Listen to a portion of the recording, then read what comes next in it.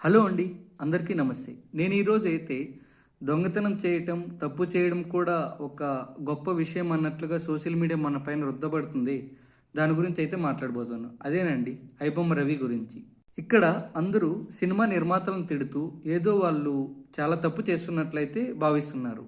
ఈ కాలంలో లాభాలు లేకుండా ఎవరైనా వ్యాపారాలు చేసే వాళ్ళు ఉన్నారా? అలాగే నిర్మాతలకు కూడా సినిమాలు అనేది ఒక వ్యాపారం. అలాగా ఆ సినిమా వ్యాపారంలో పెట్టిన కోట్ల నుంచి వాళ్ళు లాభాలు పొందడానికి సినిమా టికెట్ రేట్లు అయితే పెంచుతారు.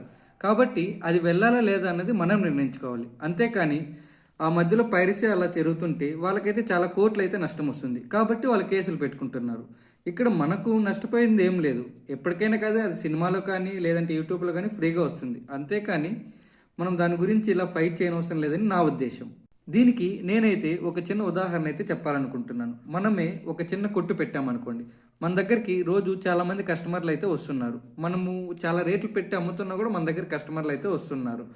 ఒకరోజు మన దగ్గర ఒక 20 మంది కస్టమర్లు ఉన్నారు. ఒక 19 మంది అయితే మనకు బిల్లు కట్టారు. ఒక కస్టమర్ అయితే ఈ 20 మందిలో కలిసిపోయి బిల్లు కట్టకుండా అయితే వెళ్ళిపోయాడు. అది మనకు ఖచ్చితంగా నష్టమే కదండి. అతను ఏమనుకోవచ్చు, ఓకే ఆ 19 మంది నుంచి వస్తున్న లాభంతో అతను బతకగలడు, ఇది పోయినా కూడా ఏం పర్లేదులని అతను వెళ్ళిపోతే అది మనకు బాధే అవుతుంది కదా, అది మనకు నష్టమే అవుతుంది కదా. అలాగే సినిమా వాళ్ళకి ఇలా పైరసీ జరగడం వల్ల వాళ్ళకు వచ్చే లాభాల్లో లేదు వాళ్ళు పెట్టిన పెట్టుబడుల్లో వాళ్ళకైతే నష్టం వస్తుంది. కాబట్టి వాళ్ళైతే ఇలా కేసులు పెట్టి వాళ్ళకి తగ్గ న్యాయం జరుగుతుందని వాళ్ళు ఆశిస్తున్నారు.